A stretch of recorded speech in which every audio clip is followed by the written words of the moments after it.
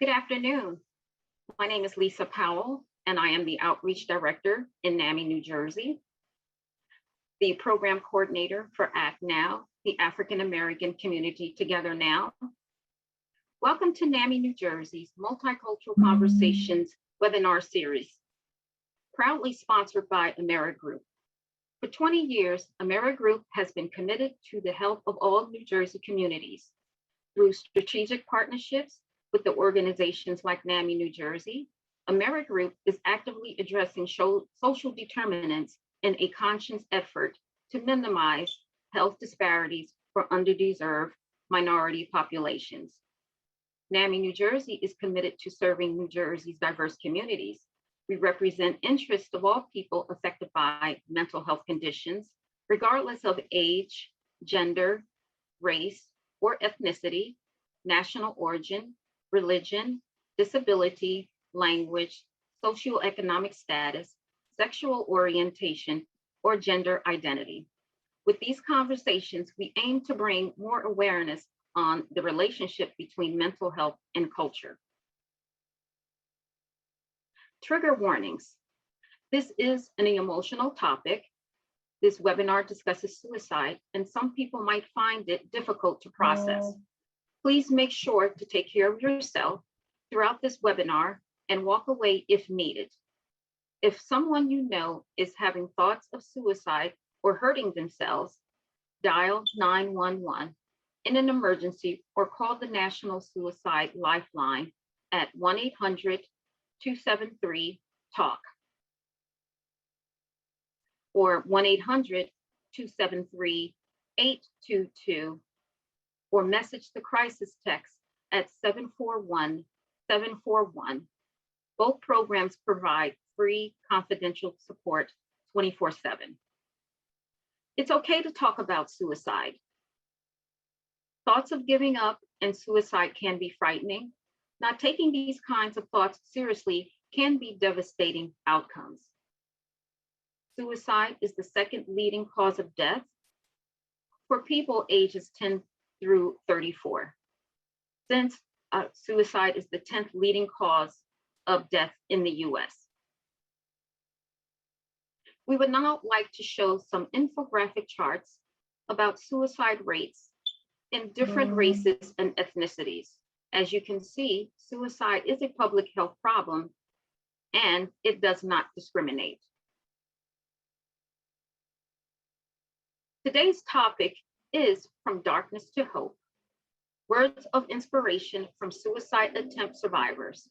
We are honored to have our distinguished speakers, Elise Antoine and Diana Cortez Yanez, joining us today.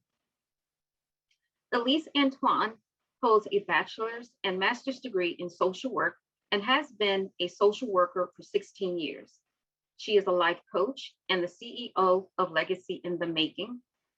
Elise is a woman of God, a mental health advocate, and the founder of Rip the Stigma, which is a nonprofit organization that encourages individuals with mental health challenges to speak up and share their stories. Elise has survived 2 suicide attempts, sexual abuse, self-mutilation, and an eating disorder. Through her life experience, her goal is to transform her clients' lives by helping them discover their inner confidence, purpose, and motivate them to build a legacy. Diana Cortez Yanez. After being in the behavioral health system for 30 years as a patient and having made multiple attempts on her life, Diana experienced a life-changing treatment. She is now a national public speaker, advocate in suicide prevention, and peer specialist. Her passion is sharing what she has gleaned for her experience as to what helped and what was not helpful in order to help save lives.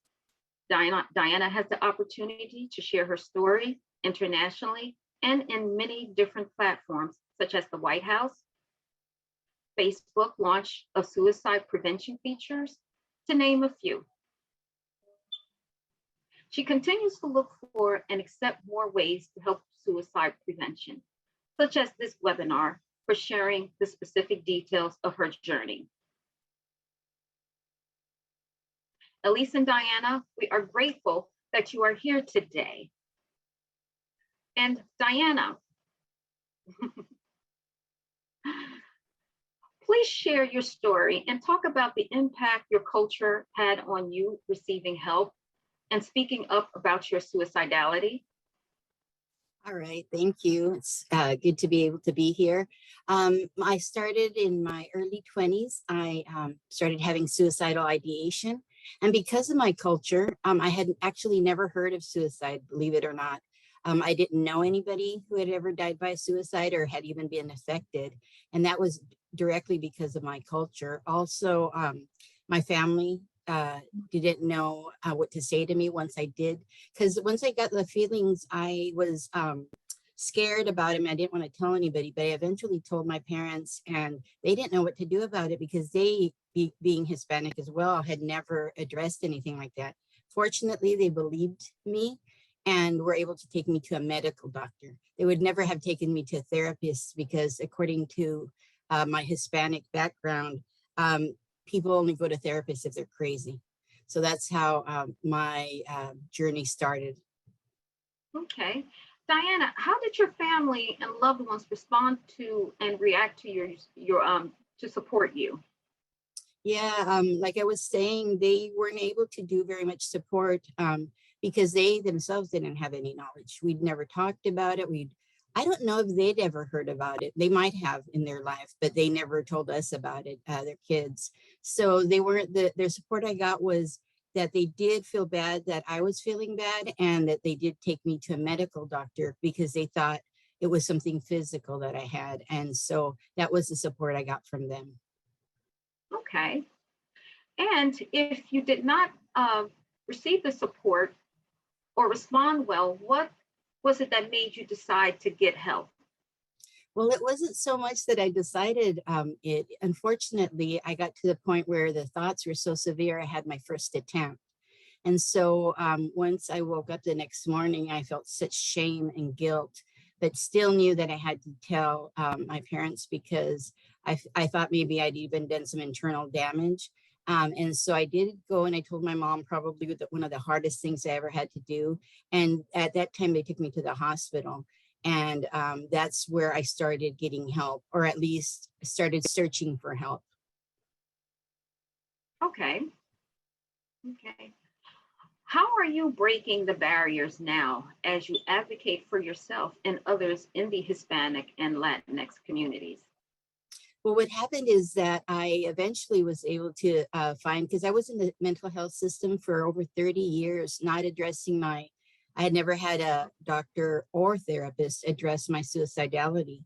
And so what happened is that my last attempt, fortunately, I was introduced to DBT, dialectical behavioral therapy. That's an evidence-based therapy that helps people specifically who are suicidal. So once I had that on board, that's where my recovery really started. And so I now am able to break barriers because I can speak about it.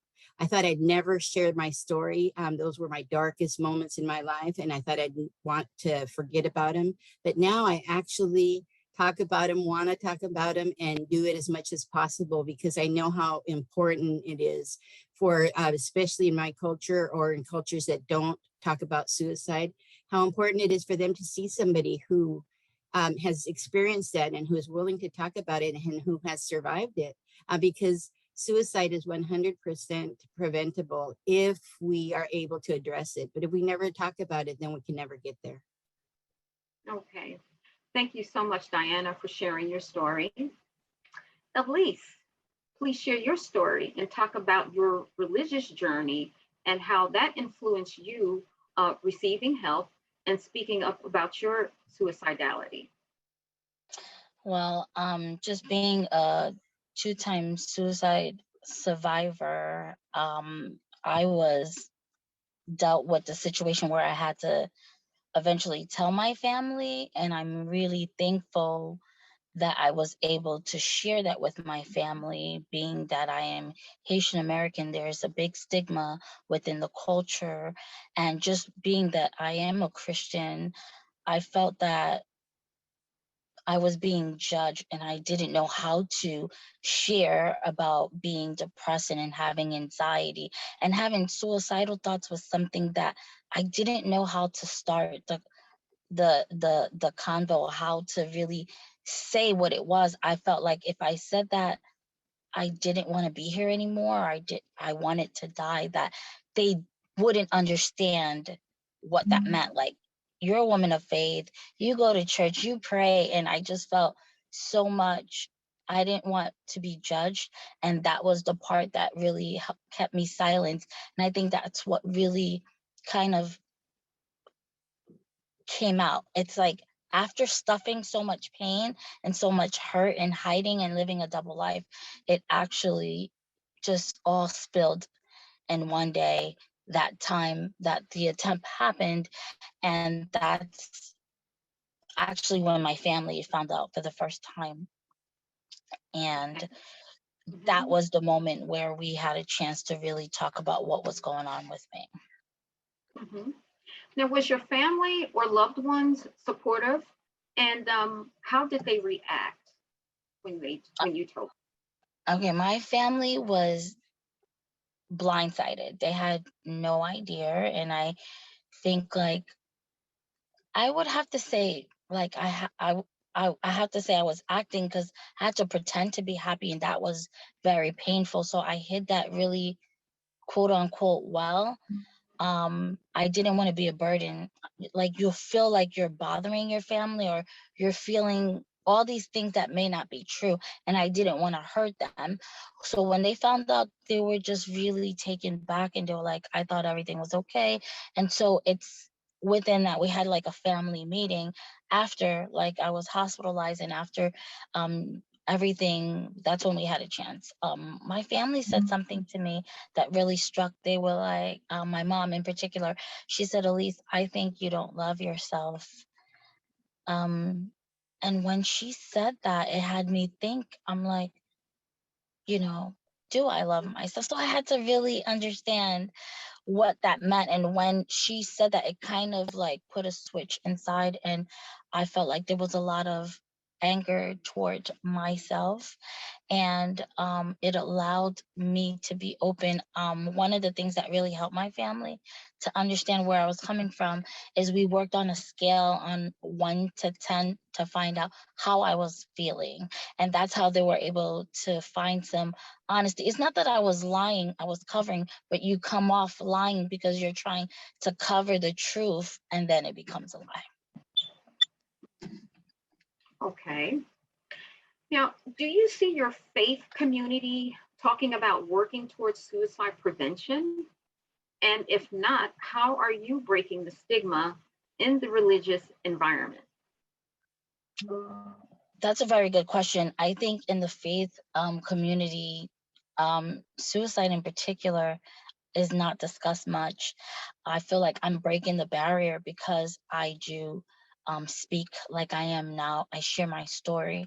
I use my platform to do that, even to highlight other people. And I want others everywhere, but especially in the Haitian community and the Christian community, to know that there are people who are battling and going through different thoughts, and it doesn't have any representation of your relationship with God or your cultural background. Anyone can go through this experience and can have a story to tell after just living to see it. I'm working my best to really work with leaders in the church, in a form of both ways, in a form of just informing them and also working with them so they can know what are the signs that they need to look for if a member comes. And I feel like when somebody reaches out to help, people don't know what to do or what to say. And sometimes it's not about knowing everything, it's just pointing them and giving them the right resources. So that's an ongoing thing. And that is a goal I would love to see even more so happen today in our society. Okay, thank you. Diana and Elise, thank you for answering these questions and sharing your story.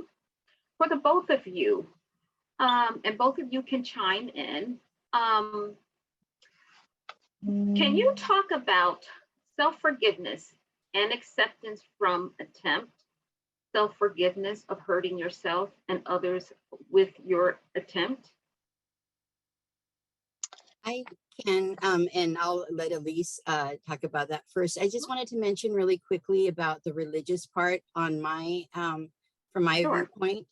I think that's so important because a lot of Hispanics, not only, first of all, do they not speak about suicidality, but then in the religion, a lot of times they are condemned. The loved one, if it was a loved one who passed, they're condemned for dying by suicide. And so the family, instead of just grieving their loved one, now they have to feel bad and ashamed for what they did. So I think that just our speaking out about it, like Elise said, and us showing that we are women of faith and that we still have a relationship with God, that can help it start the conversation. It might not change things right away, but if we don't begin to change things, then things will never change, because we're behind the times, at least in the Hispanic community, a lot compared to the American community. So I think it's important to talk about it like we did here. Okay. And Elise? Absolutely. I agree. I was actually at the point of running away from acceptance. I kept on thinking about the old Elise, the Elise before she found out that she was diagnosed with major depression, and I was battling within myself. And my younger brother had said something to me that really stood out. He was like, Elise, focus on where you are right now. And I had to come to a place of accepting that this is where I was. And in the back of my head, I was like, if I accept this, does that mean that I don't believe that my faith is not good? Or just kept on thinking that if I accepted this, that means this was my whole life and this was my whole identity. But no, I just had to come to the realization is that this is what it is, Elise. You're going through this, but this is not your life forever. And the reason why I had to say that is because sometimes we can focus so much on the future, and the anxiety of that can really rob us of focusing on the healing journey now. And forgiveness had to come along with acceptance, because if I'm willing to accept where I'm at, I'm willing to forgive whatever it is that I did, even to myself. And not for others. I had to think about forgiveness for me, and that God loved me and met me where I'm at, and he didn't judge me. So why am I judging myself? Or that needed to happen in order for me to move forward, because I would have been stuck in this cycle. Yes. Okay. I Any would go comments, on. Diane? Sure, go ahead.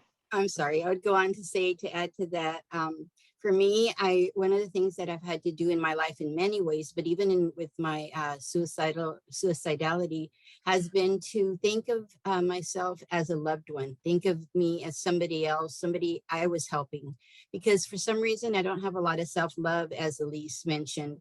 I don't know if that comes from trauma or where that comes from. I also have a background of sexual abuse and trauma in my youth. And so I had that self-loathing. In fact, I think that's why sometimes we can have the idea of ending our life, because almost like a punishment. So to be able to get over that, I had to think, my doctors suggested to me that I think of myself as, what would I say to somebody I loved who was going through the same things I was going through? And that really helped me to feel that forgiveness and to be gentle with myself, because I had a lot of the ideas or the stigmas or the stereotypes that a lot of people have about somebody dying, the myths about somebody attempting suicide, that I was crazy, that I was lazy, just different things. So once I had that different change of perspective, and it took me a while, it's not been easy. And even to this day, I still battle that with affirmations and with different things, meditation, so that I am able to get to that place where Elise is talking about, of self-love and to be able to go forward. Okay, thank you. Any other comments, Elise? No, that was well said, and everyone is at a different place, and I love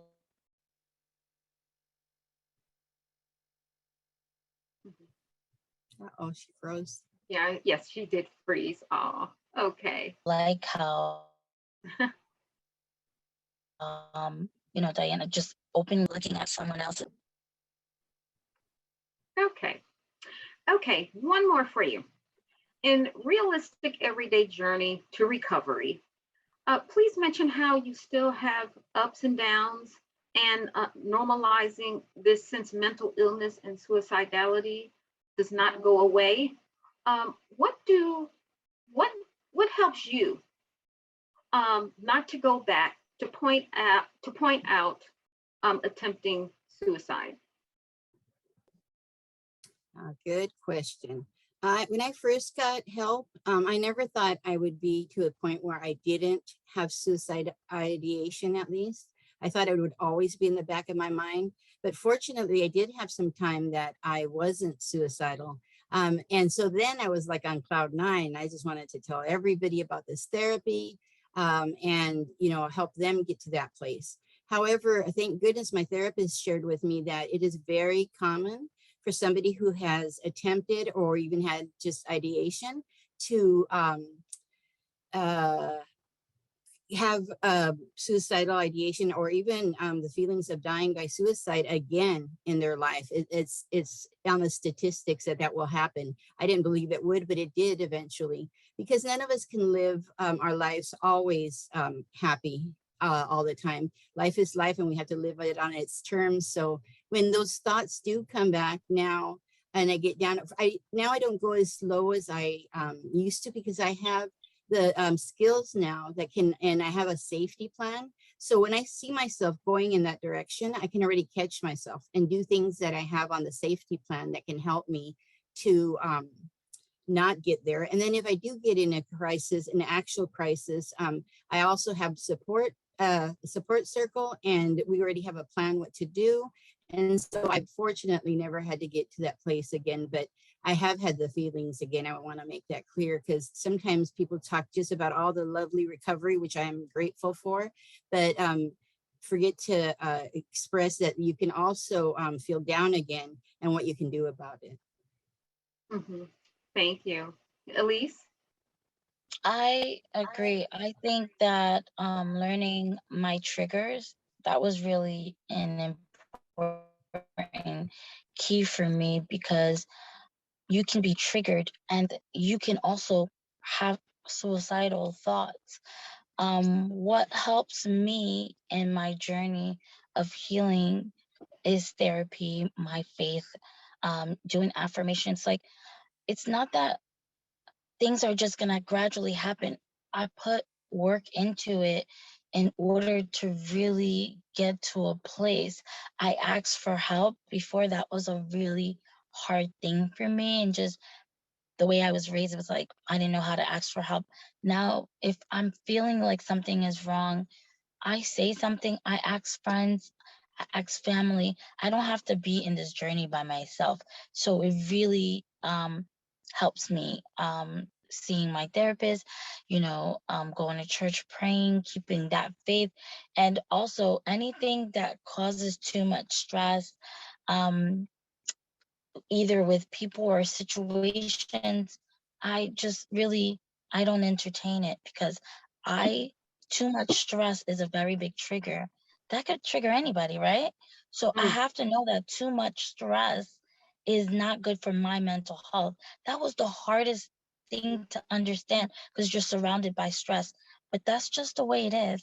And I had to learn that means jobs that are too stressful, I will not apply for. So I had to make some changes in my life, and just to know my limit and my triggers, and not only just putting up the boundaries, but maintaining them, because the goal is to be like in peace with myself and being okay with saying no and making some changes. Right. Great. I'm happy that the both of you have a plan to support yourself And definitely having a great support system from family members is definitely important. Okay. Now, success stories. Um, you are both making a difference in the community as outreach directors, advocates, life coaches, social workers, and overall amazing. You both are amazing, powerful women. Did you think you would be here today? And how do you feel about Elise, it? did you want to go first with that one? You're already shaking your head. Okay, I'll go first. Me being a social worker, both of my degrees is in it. It was challenging because it was only challenging is that I knew how to help people very well. I mean, my thing is give me your problems. I want to hear everything and I want to help you through them. But just not being able to do the same thing back was very difficult. Mhm. Um, but I think the fact that I had to share my story and let people know honestly that after a fit organization to life coaching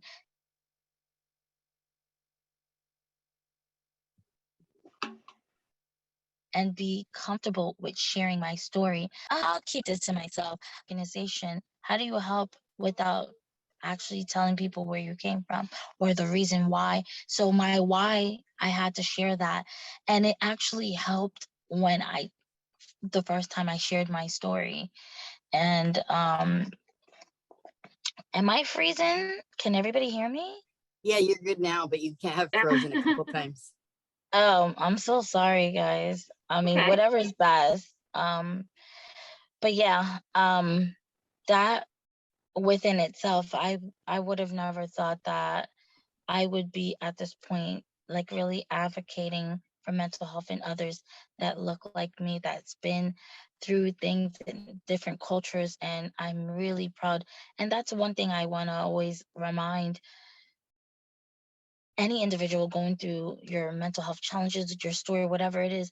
It doesn't have to be that way. It can always have an ending, but not the way you planned it, but sometimes even better than what you planned Mhm.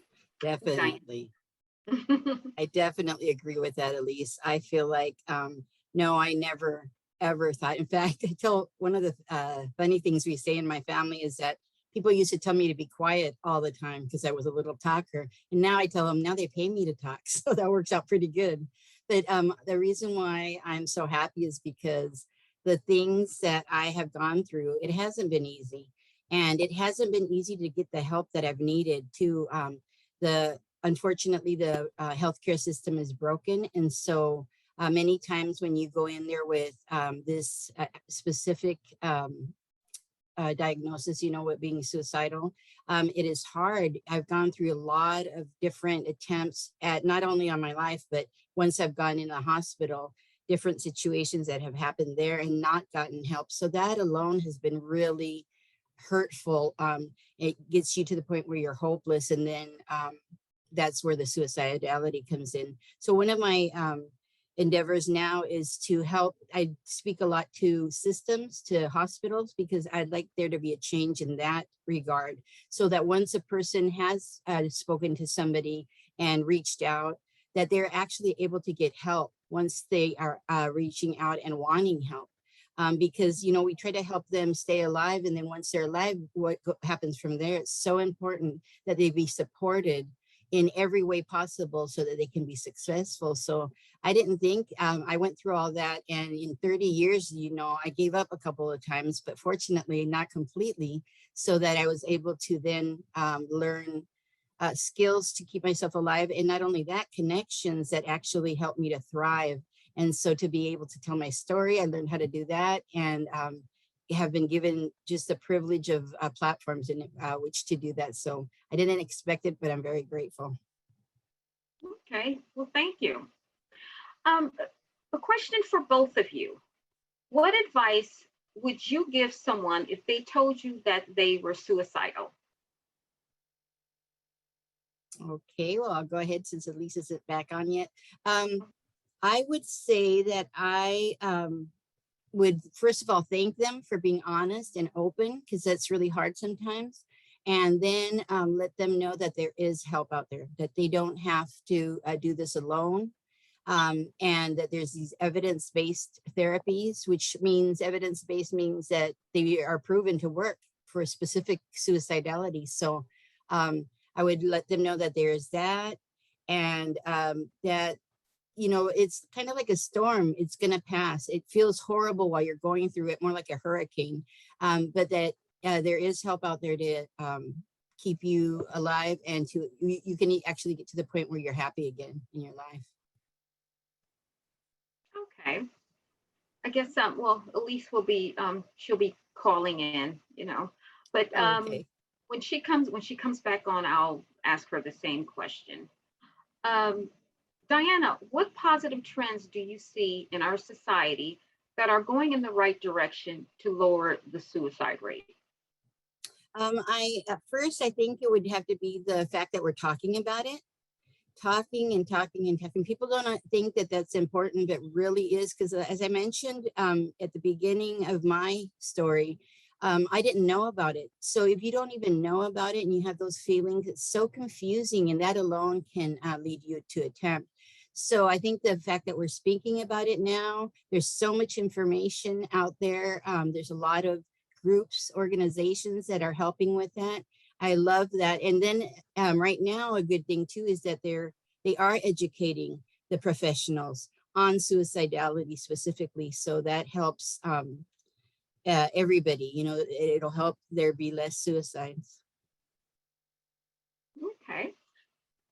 Let's see. I'm still waiting for Elise to come on. So Diana, I'm going to keep asking you some more questions. Okay. Okay. Um, let's see. How can suicide be discussed with family and friends of all ages to break the stigma? It could be hard because a lot of people think of suicide, and it's true, it's not the best topic in the world, but unfortunately needs to be talked about. So I think if you go at it with just an honest kind of normalize it, talk about it like any other illness that there is. This is one that is in our time. I mean, it's actually existed for a long time, but we can say how in our time it's increasing. And so I think if we come at it with a curiosity, and maybe even say, why don't we find out as a family, like what we can do and how we can share our feelings, maybe even make a night or even just a specific time for discussing it, but just discuss it, because I think that many times we're afraid to bring it up. A lot of people believe the myth that if you bring it up, you plant that idea in somebody's mind, especially children, but that's not the case. If you have suicidal ideation and somebody brings it up, it actually helps you. It helps you get it out and feel a relief, and then be able to accept help. Okay. Now, what are the warning signs that they should look out for? That's really individual. As Elise was saying about her, I was similar in that you couldn't tell. If I hadn't told my family, they would have never known, because I'm like the happy-go-lucky one. I'm a middle child, so I'm trying to make everybody's life better. And so there's sometimes not that many symptoms. Some of the really common ones, and I think at the end, mine we're showing, is that the person will be less active, less happy in the things that they do enjoy. Like I love horses, and so I would be less likely to go riding or out with a friend who had horses. So if we start showing lack of happiness over the things that we used to enjoy, that can be one. Also, you talk about not being here soon, or how you don't want to live. I wouldn't say I don't want to live anymore, but I would definitely talk about what life would be like if I wasn't around. So things like that can be seen. And then, yeah, just lack of motivation. With me, there was lack of wanting to do anything that where before I hadn't been that way. So I think just to look at the person and And if you see any changes, just be asked. Feel free to ask, you know, say a lot of people, if they're going under a certain pressure that, you know, you could say a lot of people under your circumstances have thought of suicide. Have you ever thought of it? And that could be really helpful. Okay. And what help is there available for those contemplating and to those who have lost someone? Okay, there's a lot now, a lot of things, a lot of information on the internet, which you can look up yourself, or also there's a lot of organizations now for all the big organizations that there are, like AFSP and SAMS, a lot of mental health, or even NAMI. A lot of ones out there that are putting out information that you can tap into and look up and read about and inform yourself. So once you do, it'll help the person who's contemplating, because if I would have had any of that information, I think my trajectory would have been different. But I didn't know it was out there, and there wasn't as much when I first started. But and for consoling those who have lost, there is a lot of support out there for lost survivors. There's actual, not only organizations, but support groups that are formed. So I would look it up in their local area to see if they have support groups, because there's even books that have been written that are beautiful about loss of survivors who have lost somebody to suicide. And also I wanted to say that it's really important. A lot of people don't realize it, but people who have lost somebody to suicide are more likely to die by suicide themselves. So it's really important for them or somebody who loves them to share that they really need to process it and get as much help as possible too. Okay, thank you, Diana. I see that Elise is on the phone right now. So Yes. welcome Can back. you guys hear me? Thank you. Thank you. Yes, Elise, what advice would you give someone if they told you that they were suicidal? I come across parents who called me and reach out to me, and honestly, anyone who comes to me and who are saying that they're suicidal, I would immediately try to find out, where are they? Like, are they having thoughts? What are they thinking about? I want to know if they have a plan, because that's the most important thing. Like, do they have a plan? And if they don't have a plan, that's when but if they have a plan, we have to get them help immediately. 911, find out where they are, get the help. If you're not next to them, take them. That's the most important thing, is to save their lives.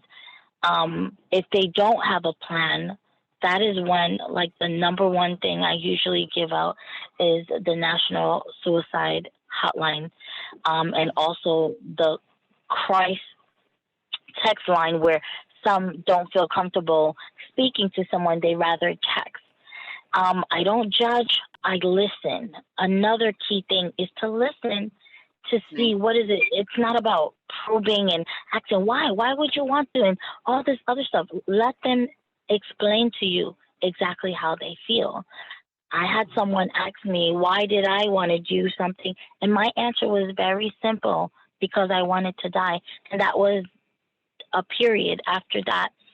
And one of my mentors said, okay, she did not probe. So sometimes it's just really understanding where, and a lot of times it could be a different type of thing, but I need to know where the person is at so I can meet them where they're at. If they want me to listen, if they need resources, but the thing is to help them, save their lives immediately without judging, and letting them know that they can tell you. And I think it's important, if somebody comes to you, that means that you're someone that they trust, and that's a big deal. Okay, thank you. What positive trends do you see in our society that are going in the right direction to lower the suicide rate?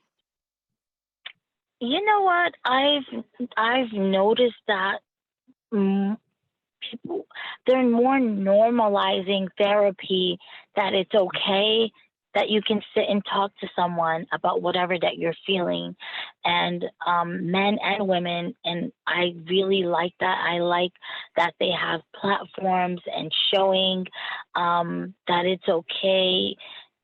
We need more of that. I love to see that. And it's like, I go to therapy. What do you feel about therapy? And just being honest, like, okay, it may take you some time to find the right therapist for you, but you can feel more comfortable. And the resources, there's resources out there. And of course, other people sharing their stories and looking and listening to that can be inspiration. So I really, the walks, any events that are hosted that are geared to mental health awareness, it brings my heart to a joy, because I even with my nonprofit, we had fashion shows where we honor suicide attempt survivors, and even had anyone dealing with mental health challenges walk.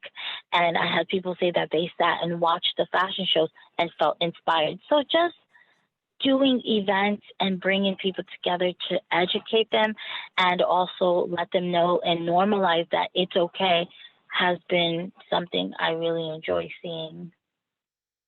Okay, great. How can suicide be discussed with family and friends of all ages to break the stigma? I would have to say that really putting aside your own judgments and your own opinion, and because that will terminate the conversation very quickly. People, somebody can be defensive. You can end up hurting somebody, or you can end up pushing somebody to actually wanting to do that more. It's like you have to come with an open mind and just like, let me listen to what's being said. Let me write and hear what is depression, or what is it that you're feeling. You can ask questions and ask them, is it okay? And sometimes you'll get the answer because they want you to know, but it's just sometimes they're afraid what your reaction might be. Another thing is that people don't understand your facial expressions, your body language, and telling other people. Like sometimes it's really common in some tradition, you tell one and they're already calling another family, or they're calling the other, and they're spreading your whole business. That's a no-no. It's being confidential and knowing when to keep certain things. If the person says that they have a plan, this is not the time to keep that confidential. You try to get to save their lives, but just being a person that they can really share and have a safe space to speak to you with. And so family members, I think listening and wanting to learn is a key factor, because you may not know everything, you may not know what to say, but you can ask them, is this okay to say, or help me understand, and they will help you to understand. Oh, thank you. And I had asked Diana this question also. What are the warning signs that they can look out for?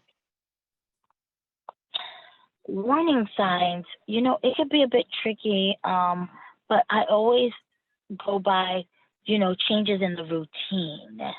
If a person likes to go out and they're very social, and then all of a sudden you're starting to see like some, withdrawing back or isolation, not wanting to go out, staying in bed, like overly sleeping or undersleeping, sleeping past 8 hours or 10 hours, or the eating changes, either they're eating less or eating more.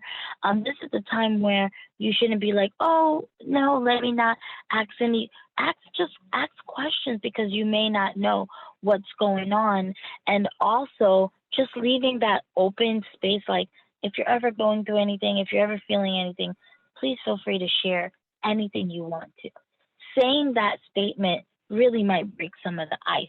You don't know what they're going through, but if they ever want to share anything with you, X, Y, like that would be a way to leaving it open to whenever, if they feel comfortable, because they have to feel comfortable in order to share that with you and to build the trust. Okay, thank you. Now, for the both of you, and both of you can answer this question, how do you talk about your mental health without feeling like a burden? I would say that for me, I didn't understand that my family and those who loved me really cared they wanted to hear what I was going through. I've heard an advertisement now that's going around a lot that says, I'd rather hear about you at 2 a.m. or something than take flowers to your funeral, something like that.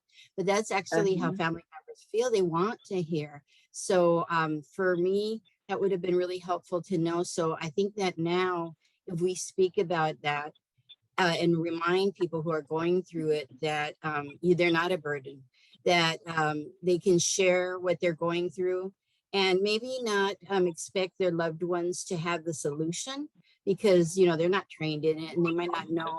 In my case, my parents didn't even know what suicide was, basically.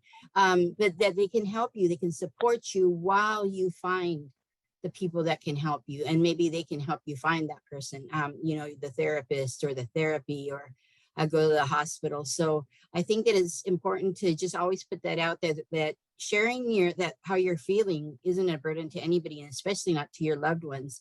But that's the only way to get the help that you will need to lighten that load. Okay. Elise, any thoughts?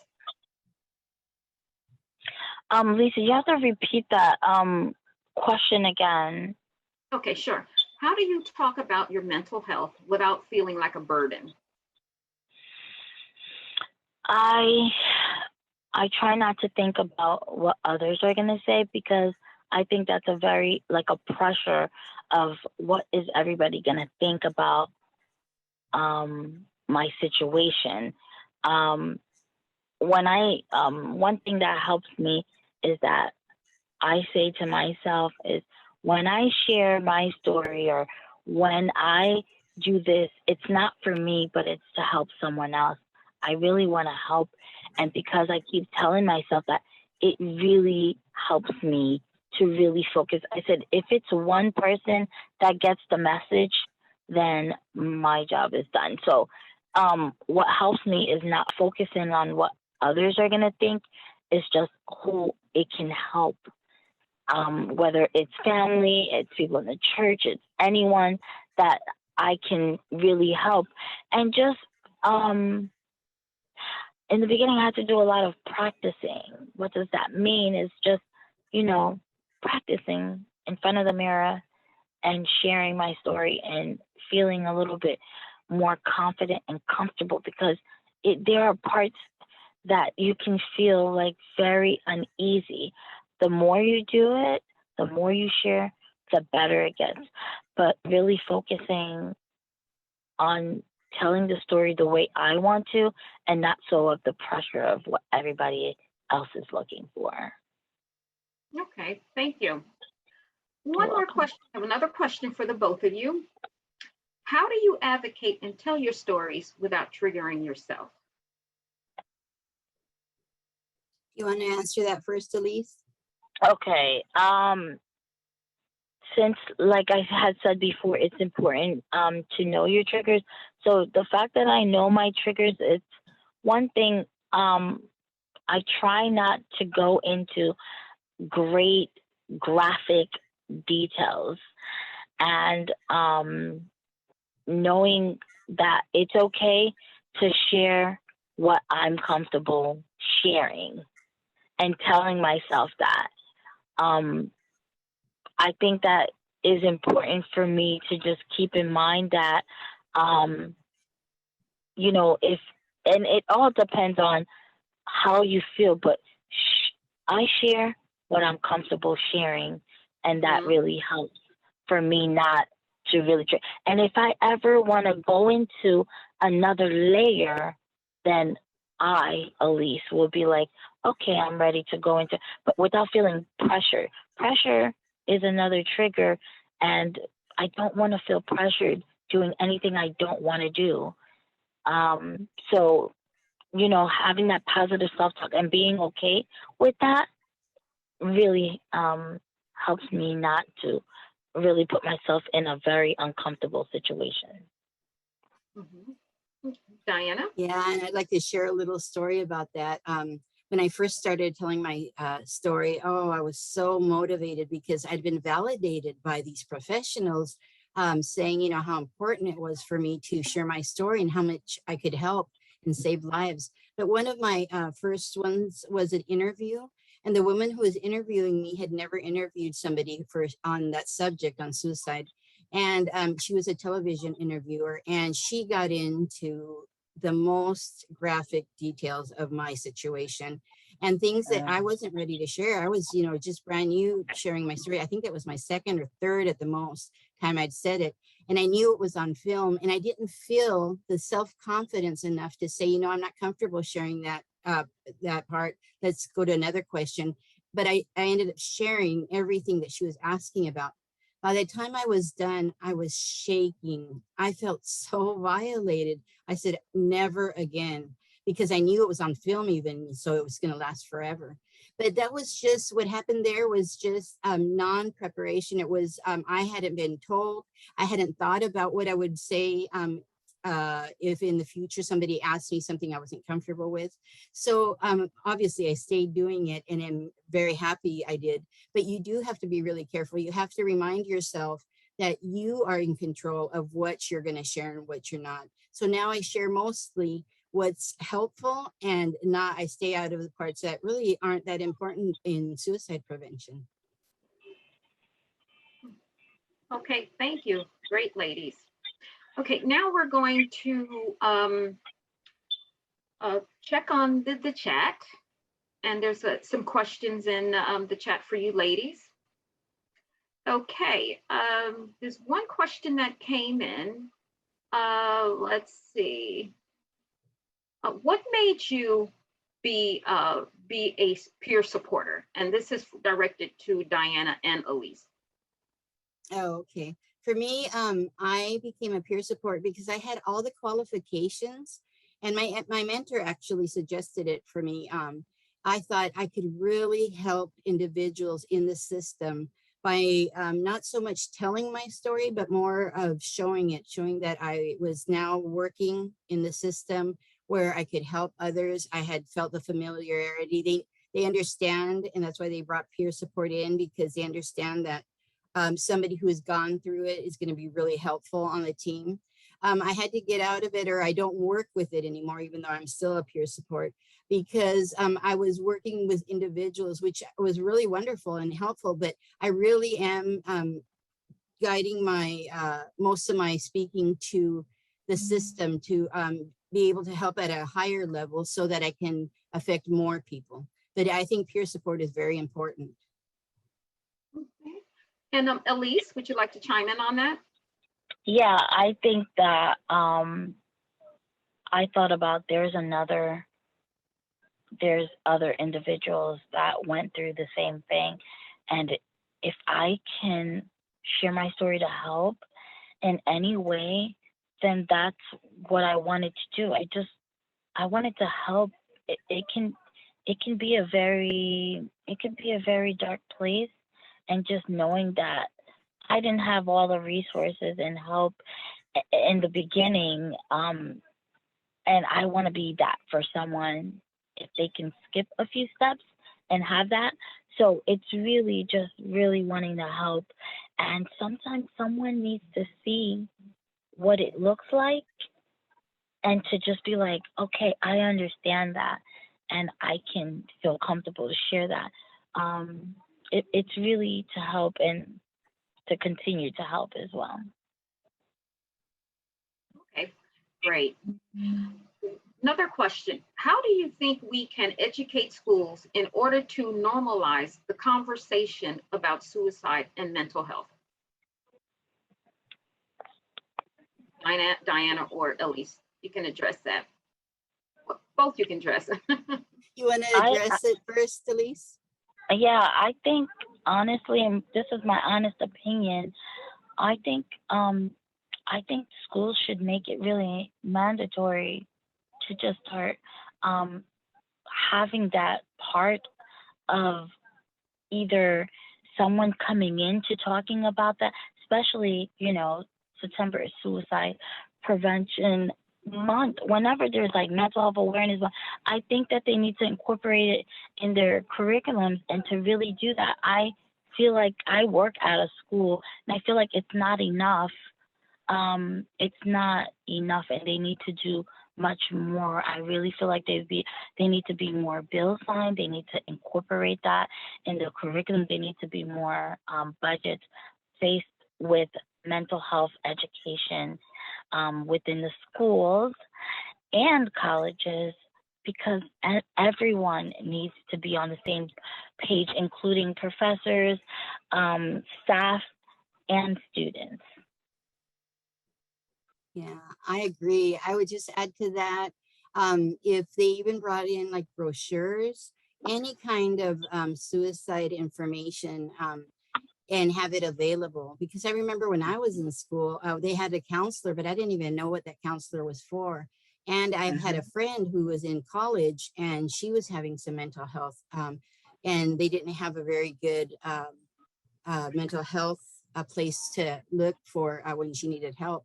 So I do think that it's still needed a lot, but they could do that with both the bringing in information written in any form. As Elise said, this is Suicide Prevention and Awareness Month. So this would be a great time to take time to maybe have the kids do projects on that.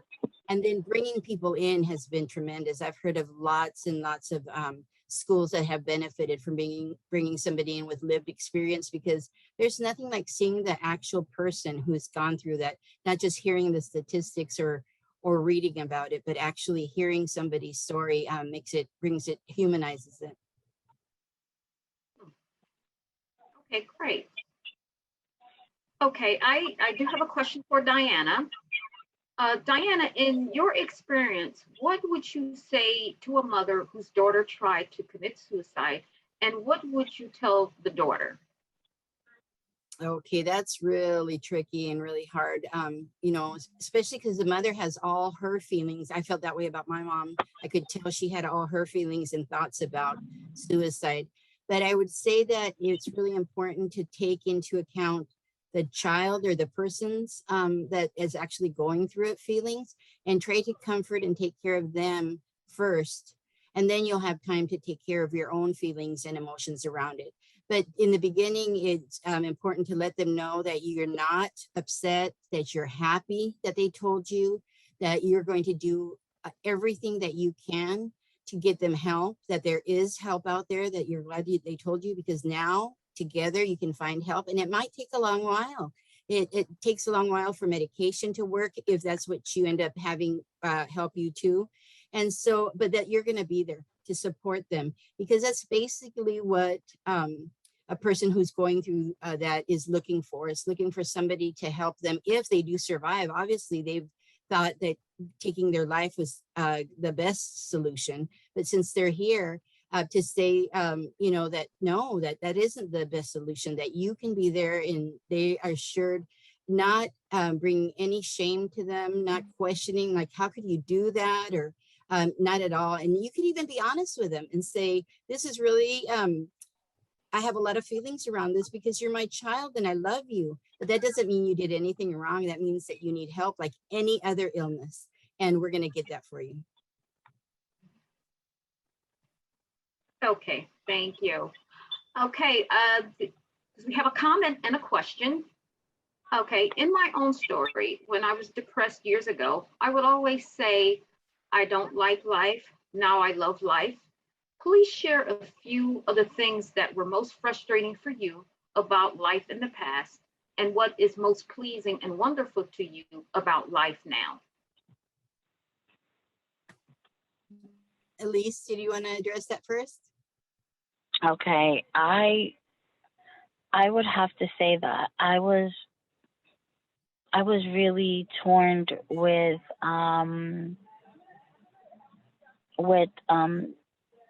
I couldn't, like, my emotions. I felt like I didn't know how to cope with them properly, and I didn't know how to handle stress. I was like, well, when I say handle stress, like, society kind of makes it out there for us to always multitask and do. I used to have like 3 jobs. I used to be able to do this and multitask. When I realized that I couldn't do the same thing, I just kept struggling to try to keep up with what I used to be good at. And I was always falling short. And that's why I said the acceptance came in. It's, I had to learn how to cope with things. Like if I have a flat tire, I have a flat tire. I don't have to have a meltdown over the flat tire. I have to say, it's a flat tire. It's going to be fixed. It's going to be okay. That positive self-talk. So I had to learn a lot of coping skills to really deal with certain things that used to really get to me and you know, have these full-blown meltdowns. Now I can look back to see how I feel like I don't allow too many things to really take up my time because I feel like I want to be in a place of peace. So I feel like the work that I'm putting into it really allows me. I feel like before I was really, I didn't know how to relax and I didn't know how to enjoy the moment. Right now, I'm focusing on now and taking it day by day instead of being so hard in that I had to do certain things. Okay. Yeah. Good. And for me, I would just say really quickly that when I was down, I was trying to do everything for everybody except for me. I wasn't taking care of myself. And so that was probably the hardest thing on me. I was putting on myself pressure. They weren't expecting it of me, but I thought that they were. And so that was the most negative. It would come to a point where I couldn't even live with myself over that.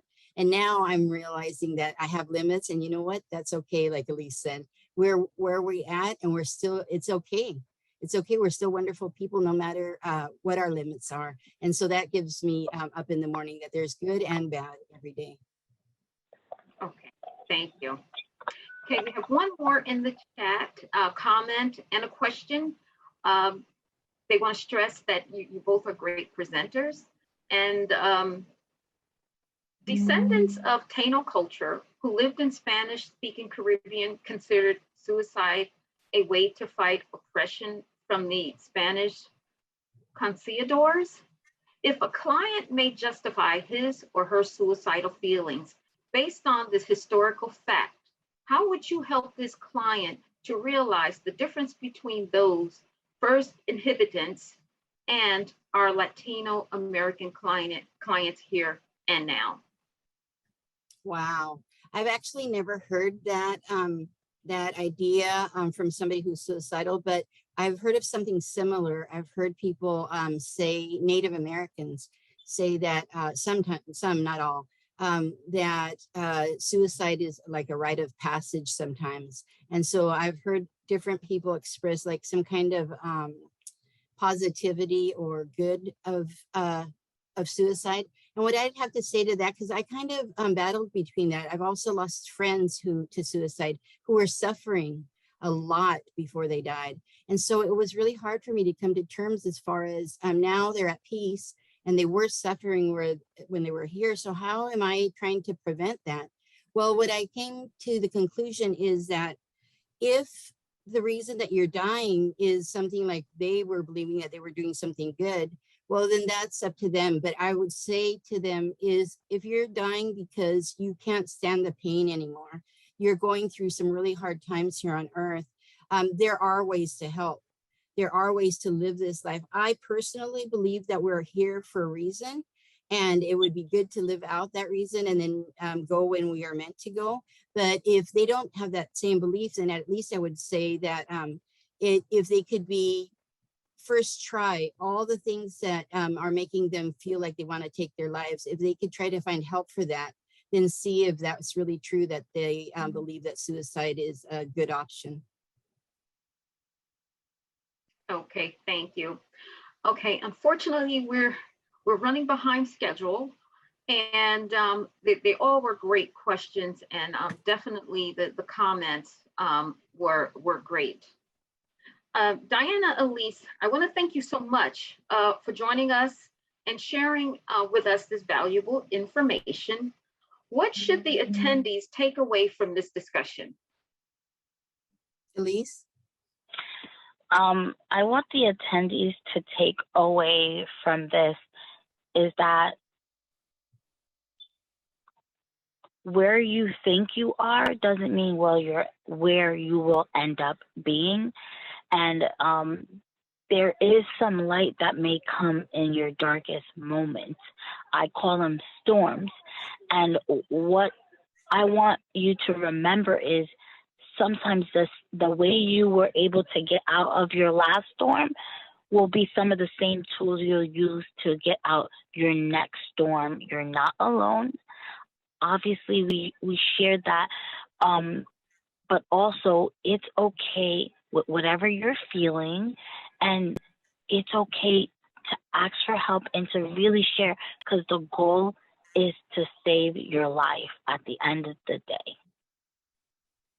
Yeah, she covered it pretty well. I guess all I would say then is just that we are proof that you can have gone through trauma and different things in your life and want to die by suicide and yet recover. There is, so just stay as long. I'd like everybody who's going through that to stay, and those who have lost somebody know that they can help others with their story. So I'd like attendees to realize that.